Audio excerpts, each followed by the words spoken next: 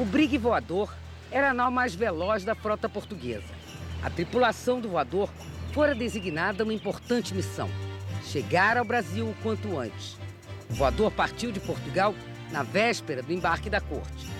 No navio seguiam documentos com algumas decisões do príncipe regente Dom João e um comunicado que iria deixar o Rio de Janeiro em polvorosa.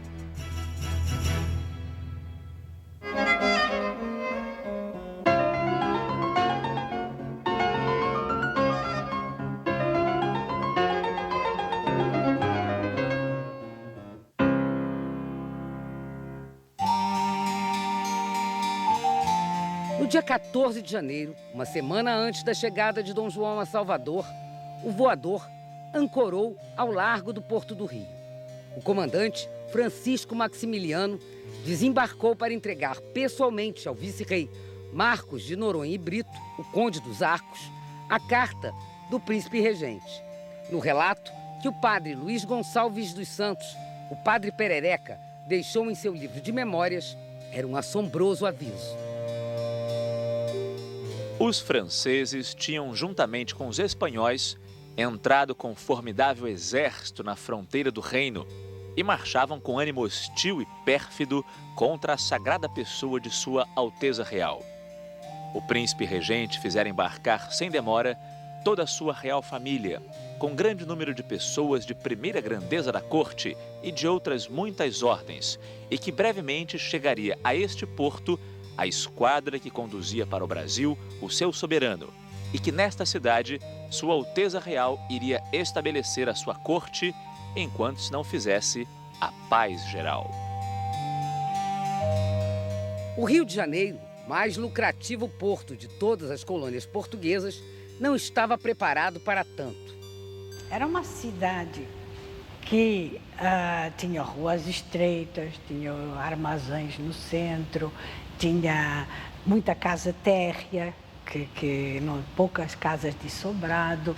Era uma cidade que se viu com grandes dificuldades para acolher toda aquela gente que vinha nas naus de Portugal e que teve grandes problemas de acomodação, não só também na maneira de os receber, de ter casas para todos os funcionários públicos, para todos os membros da corte, para todo aquele mundo. Foi um problema muitíssimo grande. Era uma cidade que era de vice-rei, sim, mas que não estava preparada para receber de repente tanta gente. Os relatos mostram, não só de viajantes, mas de diversos tipos de fontes, como que as condições físicas da cidade eram muito contrárias, né, ao bem-estar das pessoas em geral.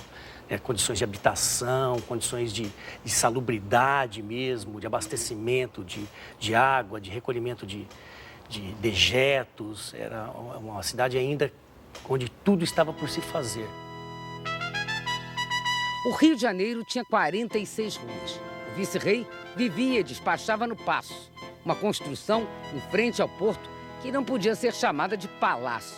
O prédio passara por algumas reformas, nunca chegara a ser totalmente acabado. Nem móveis, nem tapetes havia. O dinheiro corria, mas não aparecia.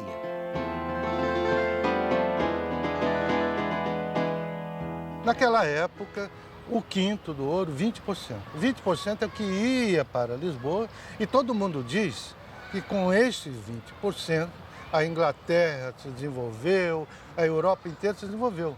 E os outros ficavam onde? Os 4/5.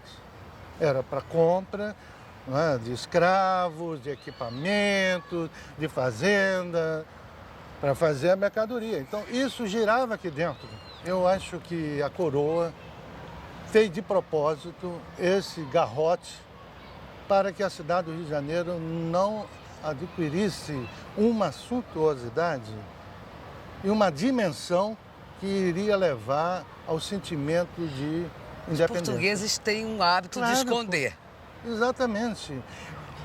Quando você vê... Os planos do descobrimento foram escondidos, os planos da mudança foram escondidos, né?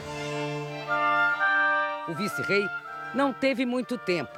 As melhores residências da cidade foram marcadas com o selo PR, Príncipe Regente. Isso significava que quem vivesse ali deveria deixar a casa para algum nobre, algum funcionário da corte. Os cariocas fizeram logo a piada. PR ficou conhecido como Ponha-se na Rua, ou Prédio Roubado. Precisou se acomodar espaço para essa nova realidade, né? Porque, na verdade, o Rio de Janeiro passou a não ser só a casa do rei, mas passou a ser também a nova sede de um grande império, que era o Império Ultramarino Português. Dom João veio e com a grande parte da sua aristocracia, da sua nobreza de corte. E havia que se alojar aquele povo todo. Ora, como fazer numa cidade que não oferecia as condições urbanas, né, necessárias, como fazer para alojar aquele povo todo? Então, um dos decretos mais polêmicos, logo à chegada de Dom João, foi o tal sistema de aposentadorias, que consistia na necessidade das pessoas liberarem suas casas, seus aposentos, para dar lugar aos visitantes, né? Onde hoje é a Assembleia Legislativa é uma história gozadíssima de Põe-se na Rua, né? Eram dos vereadores, o desembargador botaram para fora. Aí chegou a corte, botaram os desembargadores para fora.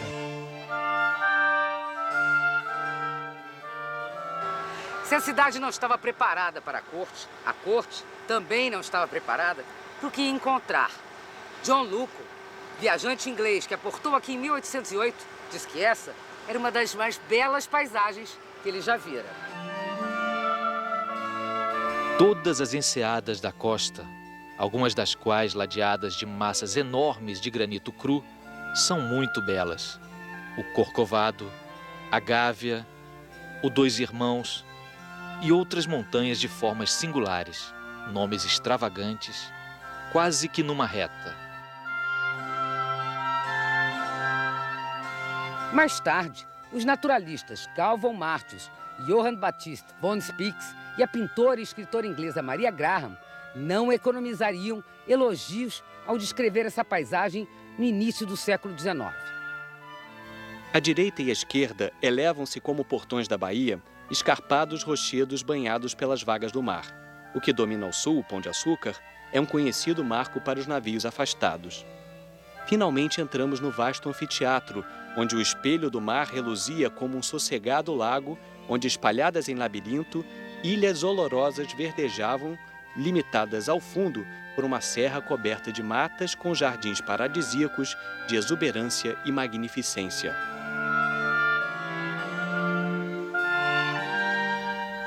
Nada do que vi até agora é comparável em beleza à Bahia. Nápoles, o porto de Bombaim e Trincomalee, cada um dos quais julgava perfeito em seu gênero e beleza. Todos lhe devem render preito, porque esta Bahia excede cada uma das outras em seus vastos aspectos.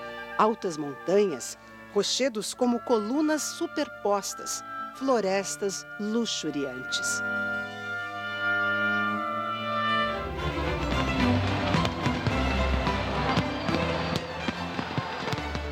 No dia 7 de março, quando a nau Príncipe da Beira apareceu na entrada da Bahia, navios ingleses fizeram soar uma salva de tiros de canhão. No dia seguinte, parecia que toda a cidade estava à beira do cais em frente ao paço. Comerciantes com suas famílias, funcionários do governo, todos tinham recebido instruções do vice-rei. Tiveram pouco tempo para aprender como se comportar diante de figuras como a rainha Dona Maria, o casal de príncipes e tantos outros nobres da corte. Padre Perereca também deixou em suas memórias as impressões de um desfile histórico e cheio de brilho. Apenas começou a escurecer e a cidade se iluminou de tal sorte que não se fazia sensível à retirada do sol. Todo o imenso povo que bordava o cais e as praias vizinhas estava como estático, com os olhos fixos no Real Bergantim. Logo que o príncipe regente pôs os pés em terra, como poderei descrever? Centenas de fogos subiram ao mesmo tempo.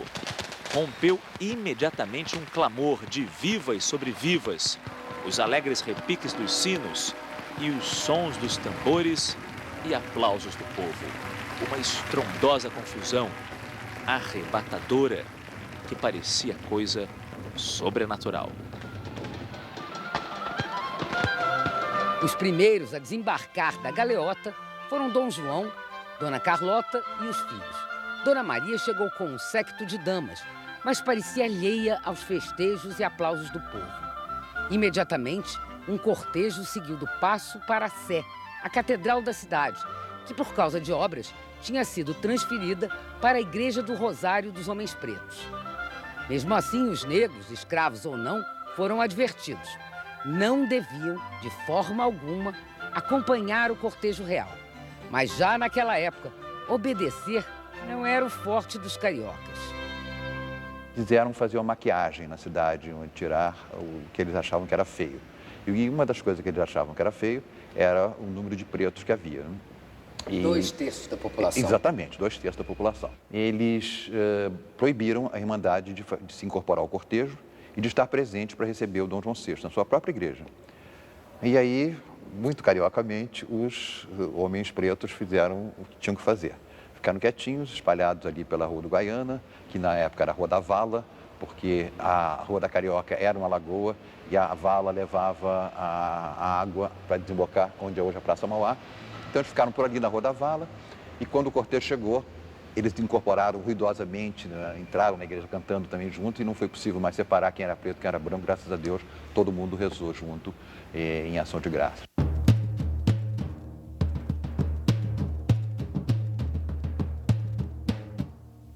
No primeiro dia em terras cariocas, a corte já entrava em contato com um universo completamente diferente do que estava acostumado até então. O Rio de Janeiro tinha um número ainda maior de gente nas ruas do que em Salvador. O Rio, onde vivia um grande número de negros libertos, foi onde os portugueses mais se misturaram. E esses mulatos eles são importantíssimos para a cultura brasileira, porque eles que construíram o novo. Porque o branco, o português, cada um se identificava. O próprio negro se identificava com a África. E eles eram o quê? Eles eram o novo. Então, eles que construíram o novo nesse país. Então, é por isso que, final do século XVIII, os mulatos dominaram a cultura. O Rio de Janeiro deve à mulatice, à construção dessa identidade nossa. Nesta cidade, onde não havia regras nem rédeas, um dos primeiros atos do regente foi tentar botar ordem no pedaço. Dom João queria acabar com a sujeira das ruas, o comércio ilegal, o contrabando e os assaltos. Criou a Intendência de Polícia. Paulo Viana, o intendente, tinha um imenso poder. A palavra polícia significa, nesta época, uma coisa diferente. A Intendência da Polícia é, de certa maneira, também aquilo que nesta época se chamava a cultura, a civilização. A polícia é isso, é cultura, é civilização. Daí as preocupações urbanísticas do intendente da polícia para que a cidade se enobreça, se aformoseie, se torne mais bonita para ser a sede da corte. Não polícia de controle, de vigilância, mas de polícia no sentido de ser uma cidade policiada, ou seja, civilizada. Esse conceito é um conceito muito diferente do nosso e por isso é que a gente não entende muito bem que este homem tocava todos os instrumentos, digamos assim. Ele atendia a todas as áreas, desde o fornecimento da carne dos açougues, o aterro da cidade nova, as pontes que estavam estragadas, a iluminação, por exemplo. Uma cidade policiada é uma cidade que tem luzes, que as pessoas não andam às escuras para serem assaltadas, roubadas, esfaqueadas, etc. Então, essa parte compete à polícia zelar por isso. Então, ela zela por toda uma variedade de aspectos que hoje não tem nada a ver com a polícia, não é? A família real ficou morando provisoriamente no Paço. Dom João instalou Dona Maria, Rainha Louca, no convento do Carmo. Mandou construir uma passagem ligando o convento ao Paço, mas ainda não era suficiente. O regente procurava uma casa mais confortável para viver, criar os filhos, longe do burburinho da cidade, como o Palácio de Mafra, em Lisboa. Foi quando ouviu falar de uma casa grande, suntuosa e recém-construída, fora do centro da nova capital.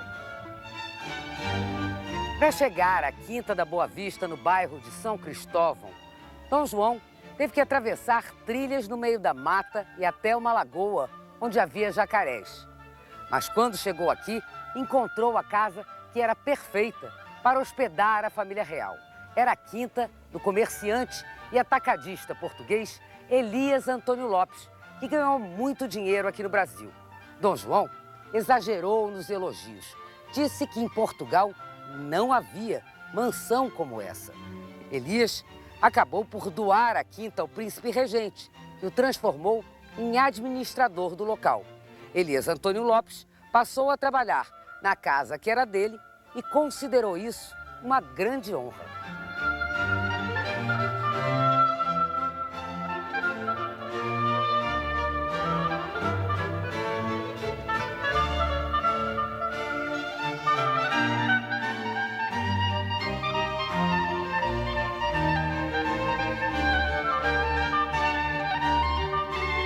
O que o homem tinha que fazer? Doar. Ele ganhou no bico, assim. Elias não foi o único. A corte portuguesa no Rio foi financiada principalmente pelos prósperos traficantes de escravos. Nas listas de subscrições, ou seja, de doações em dinheiro para as melhorias a serem feitas na capital, estavam 48 dos maiores traficantes de escravos do país. A nova aristocracia brasileira.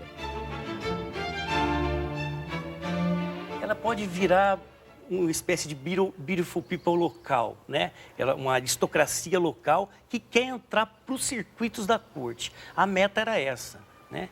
Então, num primeiro momento, é lógico que ela, num primeiro momento, não vai receber títulos de nobreza do Dom João, mas as compensações... Começa a frequentar, né? Começa a frequentar o passo. Quer dizer, uma coisa importante que aconteceu desde o começo foi que Dom João chegou quebrado financeiramente.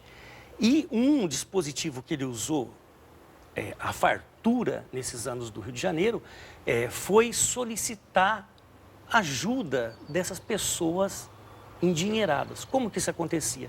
Rolavam as chamadas subscrições voluntárias. Então, para várias... Voluntárias entre aspas. Entre aspas, né? Lógico. Alguém das altas classes falou, olha, a gente precisa levantar fundos para levantar uma fábrica de pólvora, como aconteceu em 1813, ou levantar o Real Teatro São João, ou para manter a guerra contra a França, ou para casar o primogênito com o ano de 17 e 18, Dom João foi aclamado rei e Dom Pedro se casou. Então, gastos imensos a corte teve no Brasil. Gente queria fazer parte da corte e ganhar até títulos de nobreza em retribuição a essas doações. O Dom João, em 13 anos de Brasil, criou mais de 6.000 comendas das diferentes ordens. 6.000 em 13 anos são quantas? Uma infinidade de comendas. São 3 comendas a cada 4 dias. Né? Alguns críticos da época falavam, olha, se distingue quem não as porta, né? Quem não carrega é que é diferente, porque todo mundo era comendador disso ou daquilo, era fidalgo cavaleiro. O regente já sabia quem pedir.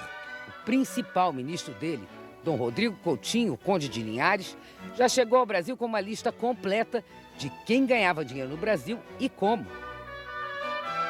E no finalzinho do século XVIII, ele mandou fazer uma estatística no Brasil inteiro, nas cidades, a produção de cada cidade, o que é que tinha, né, de cada cidade, e principalmente no interior, com a produção. Então, por exemplo, uma propriedade, tinha a dimensão da propriedade, se tinha o título daquela propriedade, quem era o dono, a família, se era casado, filho, quem eram os filhos, o nome dos filhos, se tinha agregado, quem eram os agregados e os escravos, por sexo e idade. E depois, o que plantou naquele ano, o que colheu e o que vendeu. Com isso, ele tinha a noção completa do que da capacidade produtiva do Brasil, que ele era um grande defensor da agricultura. A transferência da sede do reino para o Brasil já prometia trazer um bom dinheiro à coroa portuguesa.